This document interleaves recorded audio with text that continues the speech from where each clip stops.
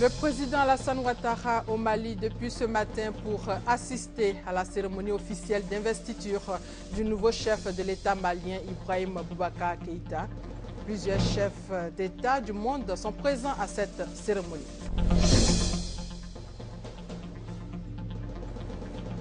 Zone franche de Grand Bassam, une usine de montage d'ordinateurs et une école technologique en création. Alors, pose de la première pierre de cette usine hier, le projet va durer 8 mois.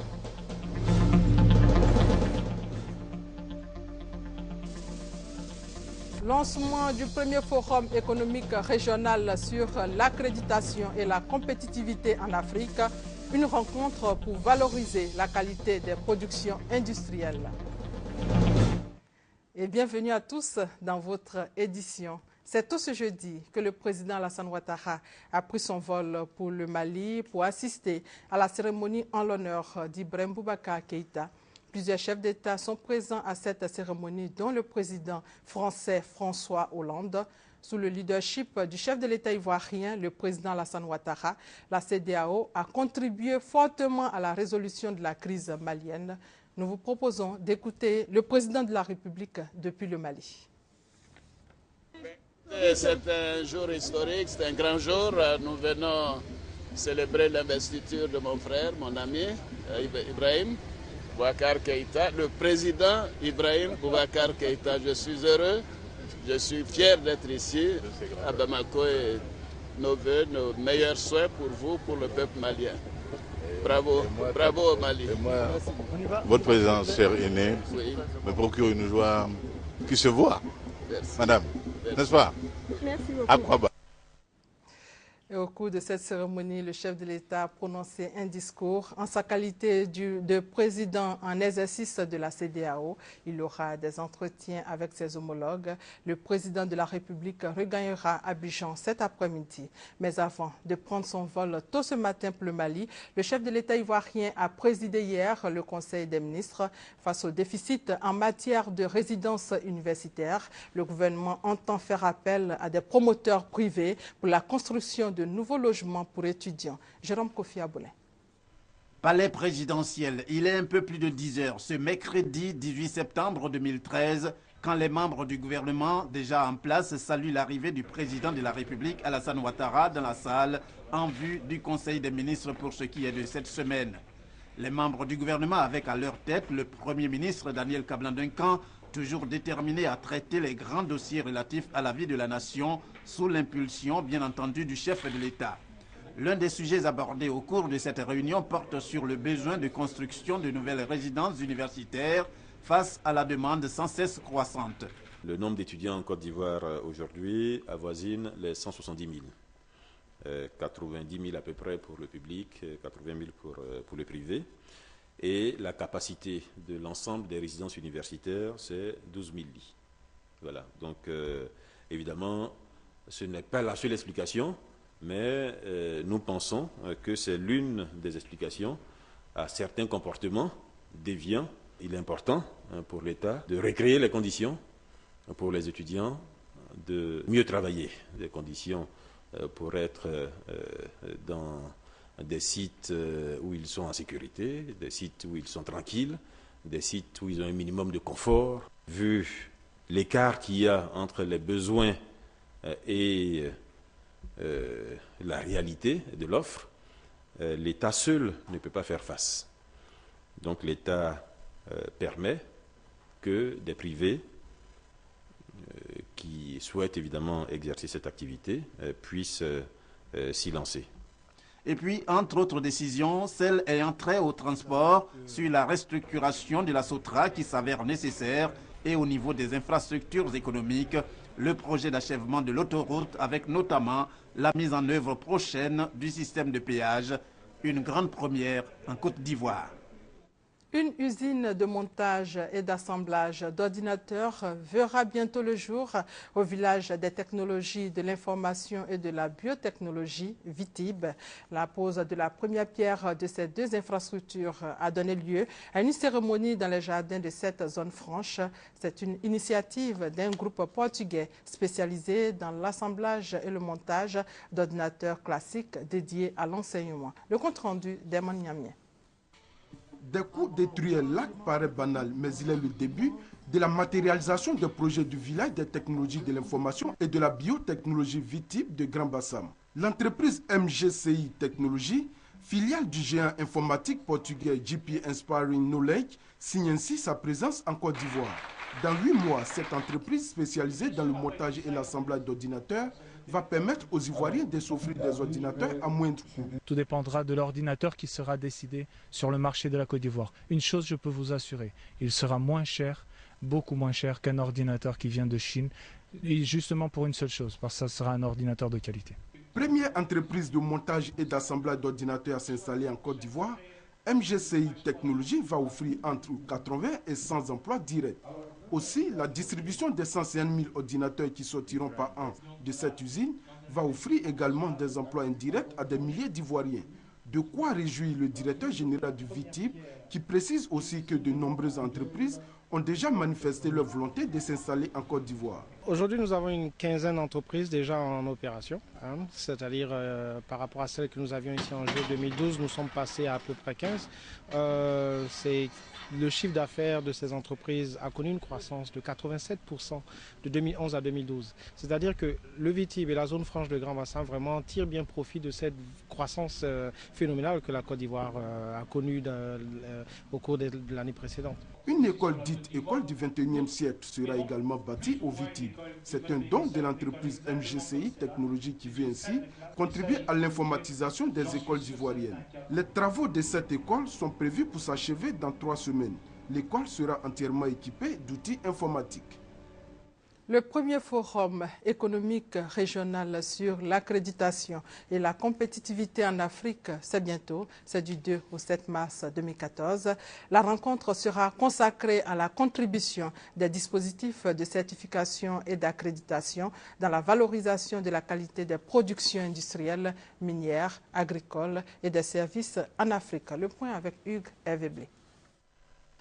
Un forum entièrement dédié à la compétitivité et l'accréditation en Afrique, ce sera du 2 au 7 mars 2014.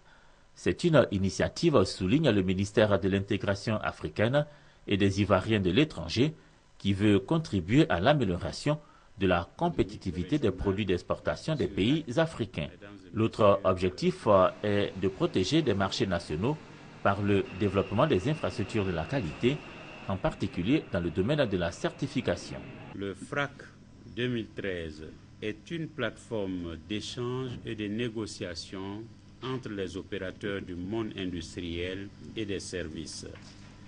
Il vise à contribuer au renforcement de la compétitivité des produits et services de la région destinés à l'exportation par la démarche d'accréditation. Le premier forum économique régional sur l'accréditation et la compétitivité en Afrique bénéficie de l'appui technique de la Confédération générale des entreprises de Côte d'Ivoire et de celui du réseau international pour la planification et l'amélioration de la qualité et de la sécurité. Sont attendus au forum de 2014 à Abidjan des participants issus de plus de 40 pays.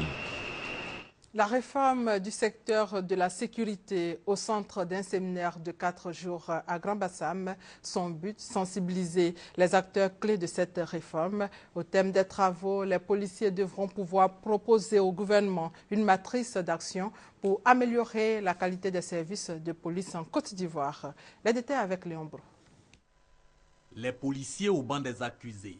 Il leur est reproché par exemple des abus dans leur mission de protection des populations. Le policier ne fait pas son travail, vraiment.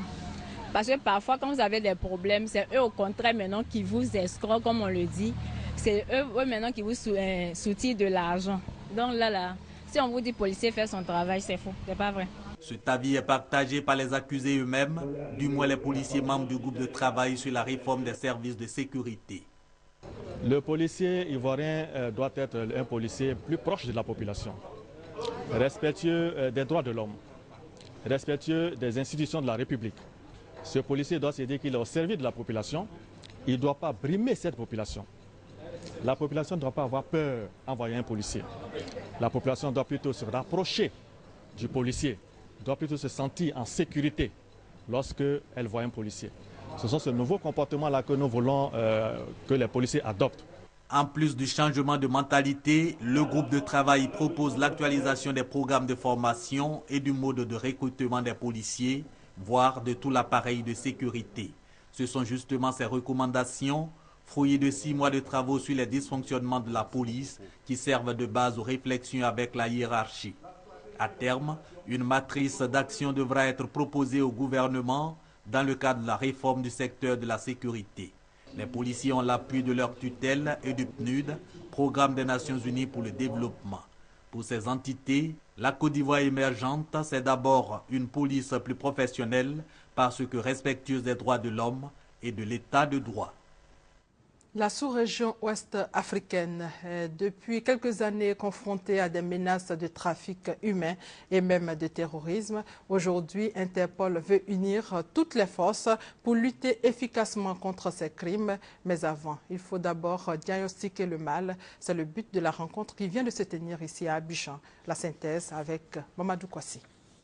Terrorisme, trafic d'organes humains, cybercriminalité, trafic de drogue. Autant de crimes transfrontaliers qui menacent l'espace ouest africain. Mais ces crimes diffèrent d'un pays à un autre au sein de la CEDEAO, Communauté économique des États de l'Afrique de l'Ouest. Les gens volent les véhicules du Nigeria, ils viennent au Bénin dans les ateliers de déguisement. C'est-à-dire dans ces ateliers, il y a comment on appelle, les soudeurs, les tauliers, les peintres qui refont le véhicule, qui retapent le véhicule pour changer le visage du véhicule. Ensuite, le véhicule prend la direction des capitales comme Lomé, Niamey, Ouaga, pour être ensuite revendu. Les crimes sont de plus en plus transnationaux. Du coup, il est nécessaire que les outils de coopération que la CEDEAO a mis en place, que les agents chargés de l'application de la loi les connaissent et qu'ils les appliquent effectivement pour avoir de meilleurs résultats.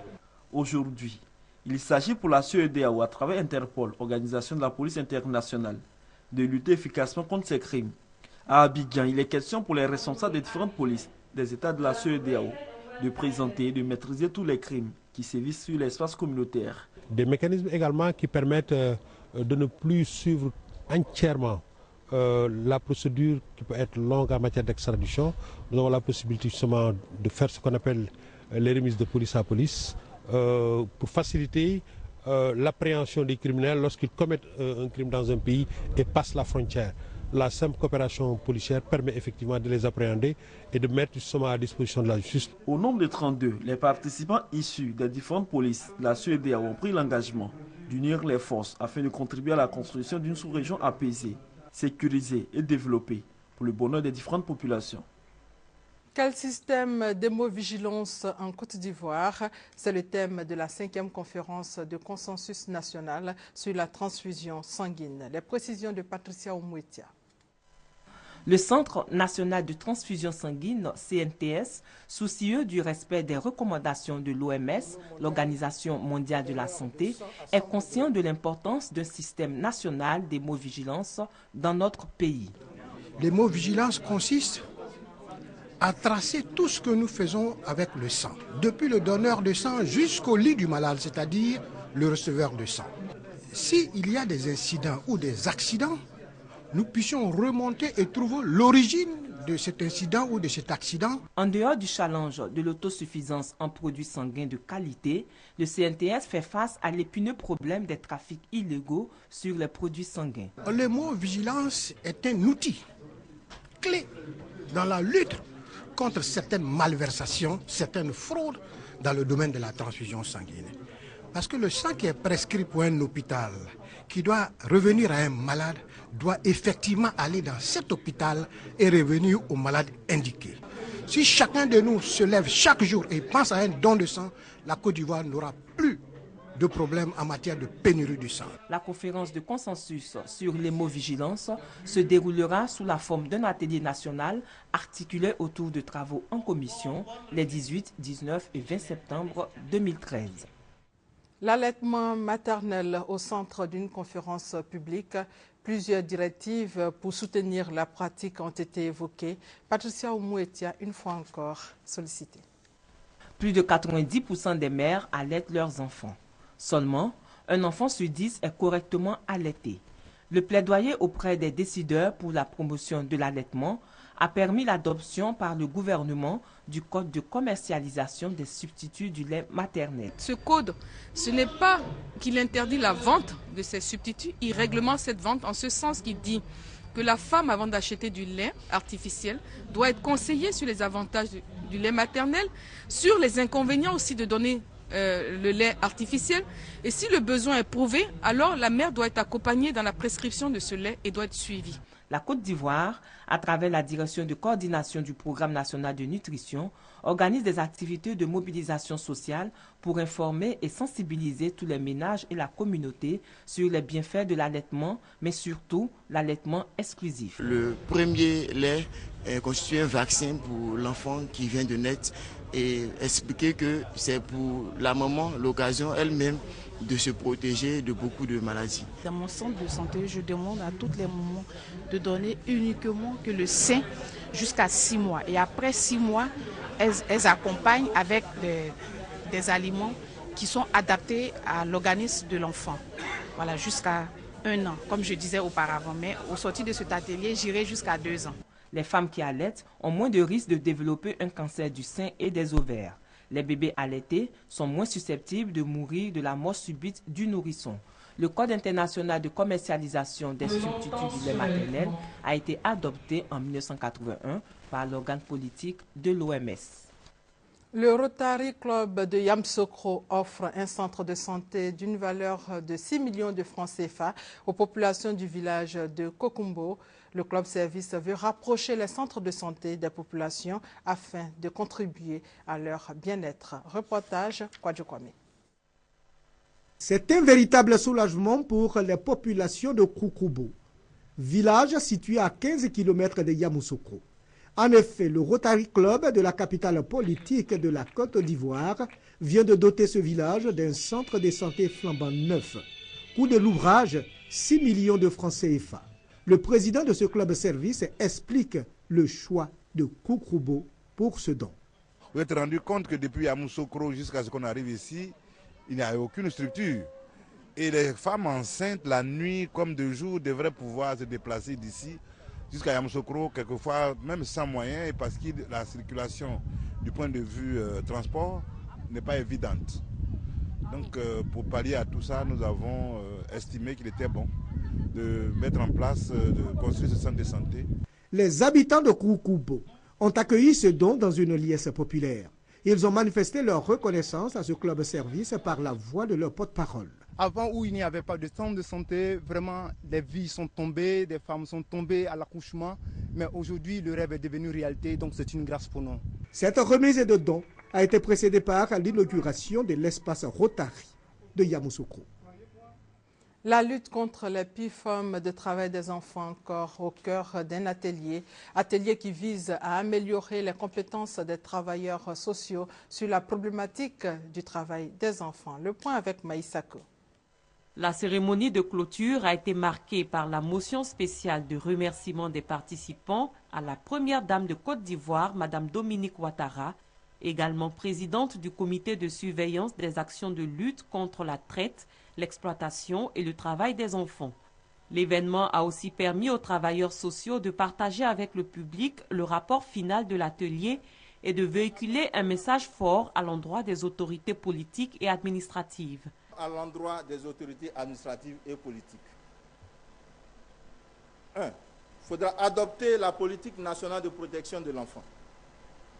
Ensuite, créer des infrastructures de prise en charge des enfants victimes d'abus sur l'ensemble du territoire national. Il faudra doter les structures sociales en ressources matérielles et humaines. La vice-présidente du comité interministériel de lutte contre la traite, l'exploitation et le travail des enfants, la ministre Anne-Désirée Ouloto, a formulé le vœu de voir ce genre de rencontres se répéter dans l'avenir. Je forme le vœu que soient multipliées ces actions de formation qui constituent la clé du succès de notre combat, car seule une personne bien formée peut conduire avec succès les programmes que nous nous sommes donnés et peut également répondre aux nombreuses préoccupations et aux nombreux problèmes des populations. La première dame de Côte d'Ivoire était représentée à cette cérémonie par son directeur de cabinet, Sylvie Yao Patricia. L'atelier a vu la participation de 75 travailleurs sociaux venus de toutes les localités de Côte d'Ivoire. Il y a quelques semaines, les acteurs du transport urbain étaient en grève. Ils dénonçaient la concurrence déloyale dans leur secteur. Quelques jours après les accords qui ont valu la levée du mot d'ordre de grève, les organisations professionnelles du secteur et les conducteurs ont salué hier le respect par le gouvernement des engagements pris, notamment le contrôle effectif. Hugues Eveblé. De bonnes nouvelles, les organisations professionnelles du patronat et du secteur du transport urbain en avaient pour leur corporation.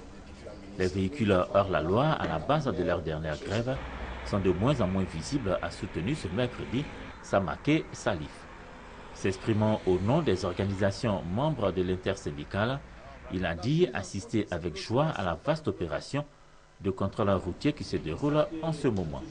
Les sites d'embarquement et de débarquement, autrefois considérés comme sanctuaires des véhicules hors la loi, sont-ils débarrassés de ces engins qui sont désormais remplacés par les véhicules techniquement et administrativement autorisés.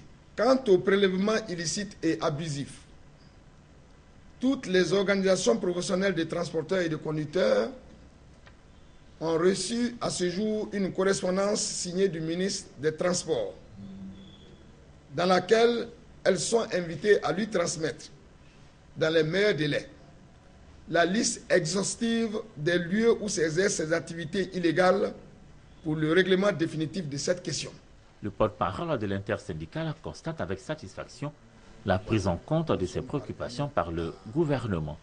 Samaké Salif s'est voulu clair l'assainissement en général du transport urbain que demande l'intersyndicale n'est dirigé contre aucun sous-secteur d'activité. Son objectif est d'amener tous ceux qui exercent l'activité de transport urbain de personnes à se conformer aux règles établies. L'Organisation des journalistes et professionnels de la communication de Côte d'Ivoire, OJPCI, vient de signer des partenariats avec 3 structures de communication. Objectif, faciliter l'archivage des documents de presse et assurer une meilleure visibilité de l'OJPCI à l'extérieur. Le point avec Victorine Yaoyobwe. 6 mois de négociations, c'est le temps qu'il a fallu à l'OJPCI pour aboutir à la signature de ces 3 partenariats. La première avec une structure spécialisée dans l'archivage physique et numérique de données. Deuxième convention signée avec une chaîne panafricaine d'information. Et la troisième avec une agence de communication. Le président de l'Organisation des journalistes et professionnels de la communication est heureux. Ces 3 partenariats vont non seulement assurer une meilleure visibilité de l'OJPCI à l'international, mais aussi trouver des débouchés aux journalistes ivoiriens. Utiliser certains journalistes indépendants pour faire des reportages, pour faire des enquêtes pour cette chaîne internationale. C'est une manière de mettre au travail les journalistes qui ne sont pas dans des rédactions actuellement. Si une entreprise n'a pas ces données gérées de façon extérieure, numérisées, que cette entreprise venant à être incendiée, c'est des pertes énormes. Et donc l'OJPCI, en signant ce partenariat, veut aider les entreprises de presse ivoiriennes de pouvoir arriver à la numérisation de leurs données, à sauvegarder leurs données. Avec le partenariat OJPCI et l'entreprise d'archivage, c'est la mémoire de la presse ivoirienne qui sera désormais sauvegardée. Cet atelier de restitution des résultats à mi-parcours de la mission d'élaboration du profil genre en Côte d'Ivoire, atelier organisé par le ministère de la Famille, de la Femme et de l'Enfant. Objectif, prendre en compte la question du genre dans le développement. Honorine Aingori pour plus de détails. Dans sa marche vers l'émergence à l'horizon 2020, la Côte d'Ivoire accorde une place de choix aux questions de genre qui se résument entre autres à la politique nationale de développement, la politique sur l'égalité des chances, l'équité et le genre adoptée en 2009. Il faut compter avec la politique nationale de la population, de la justice et de la santé. Le but assigné au profil genre en Côte d'Ivoire consiste entre autres à identifier et à analyser les problématiques liées aux inégalités de genre pertinentes pour la croissance économique, l'emploi et la participation économique, sociale et politique des femmes et des hommes. Il s'agit de collecter et analyser des données fiables en vue de proposer des recommandations concrètes pour orienter la Banque africaine de développement, le gouvernement et les partenaires au développement. La Banque africaine de développement apprécie les résultats de l'atelier de restitution sur le profil genre en Côte d'Ivoire, toute chose qui va faciliter leurs actions en faveur de notre pays. La ministre de la Famille, de la Femme et de l'Enfant, Anne Désiré Ouleto, se réjouit des études menées sur le profil genre et estime que cela va permettre à la Côte d'Ivoire d'atteindre ses objectifs sur le projet de l'autonomisation de la femme. Ce profil genre est un instrument qui est très attendu par le gouvernement et qui nous aidera à corriger nos approches, à revoir nos programmes et nos projets, n'est-ce pas ? À faire en sorte que les femmes et les hommes aient le même traitement. Et ensemble, portent la Côte d'Ivoire à son développement. Par cet acte, on pourrait dire que la Banque africaine de développement est en train de signer son retour en Côte d'Ivoire. Les alliances à plaisanterie, facteur de réconciliation. Kouyaté Brahima, docteur en littérature africaine, est auteur d'une étude sur les alliances à plaisanterie entre les peuples ivoiriens.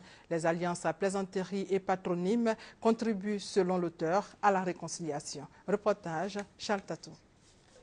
Valeurs culturelles ancestrales, les alliances à plaisanterie et l'onomastique ont fait régner la cohésion et la paix dans les différents royaumes et sociétés en Afrique noire. Ces alliances à plaisanterie sont basées sur les pactes sacrés. Elles empêchent même certains peuples ivoiriens alliés de s'affronter. Par exemple, les Baoulés et les Agnis, les Senoufo et les Yakuba, les Bondoukouins et les Sonofo. Cependant, ces valeurs culturelles perdent de leur contenance de nos jours. Kouyaté Brahima veut faire de la conservation et de la revalorisation de ces vertus ancestrales sa priorité. Au cours de sa thèse de doctorat en littérature africaine, il soutient que la réconciliation nationale entre les filles et les fils de Côte d'Ivoire viendra de certaines valeurs culturelles ancestrales. Les résultats de ces recherches ont été présentés à un jury à l'université Alassane Ouattara devant ses parents, amis et connaissances. Le directeur de cette étude a trouvé le travail de son élève original et d'actualité. Le docteur Kouyaté Brahima souhaite que les peuples alliés mettent à profit ces liens sacrés entre les Ivoiriens pour éviter à la Côte d'Ivoire ce qui lui est arrivé ces 10 dernières années. Docteur Kouyaté, qui ne croyait pas si bien dire, d'ajouter que les patronymes peuvent aussi participer à la réconciliation dans le pays. Conférence sur la cohabitation entre agriculteurs et éleveurs dans le développement d'une nation. Conférence prononcée par le ministre des Ressources animales et halieutiques. Kobena Kwasi Adjoumani a indiqué qu'une réglementation est en cours pour redéfinir les indemnisations et le recensement des éleveurs. Kwadjo Kwame, reportage. La recherche fourragère et de points d'eau conduisent à la destruction des cultures entraînant des représailles. Un état de fait qui tue l'activité agricole et favorise l'exode rural. Avec la crise militaro-politique qui a vu le repli des structures d'encadrement du monde paysan, la situation s'est aggravée. Face aux conflits récurrents, Le ministre Adjoumani préconise la réglementation de la transhumance. Il s'agit d'imposer l'usage des parcs de nuit aux éleveurs, de redéfinir les parcours et itinéraires pastoraux, de réajuster le niveau des indemnisations pour dégâts de culture et d'identifier et recenser les éleveurs sur toute l'étendue du territoire. Pour éviter les tensions intercommunautaires, le ministre des Ressources animales et halieutiques propose que les éleveurs s'intègrent au système de production et aux exigences culturelles des régions. La Côte d'Ivoire couvre seulement 50% de ses besoins en protéines animales. Il est donc utile et nécessaire d'associer l'élevage à l'agriculture pour créer des richesses et favoriser la cohabitation pacifique. En cas de conflit, le ministre a souhaité l'arbitrage des comités villageois et surtout de saisir les autorités administratives compétentes. La conférence est initiée par l'association Lafon de Timbé qui a pour thème la cohabitation entre éleveurs et agriculteurs dans le développement d'une nation. Rappelons pour terminer que le président français François Hollande et ses homologues africains ont assisté ce matin à la cérémonie marquant le début du mandat du chef de l'État malien Ibrahim Boubacar Keïta, cérémonie qui a eu lieu en présence du chef de l'État ivoirien Alassane Ouattara, président en exercice de la CEDEAO, le président Alassane Ouattara qui regagnera Abidjan cet après-midi. C'est la fin de cette édition. Merci de votre fidélité.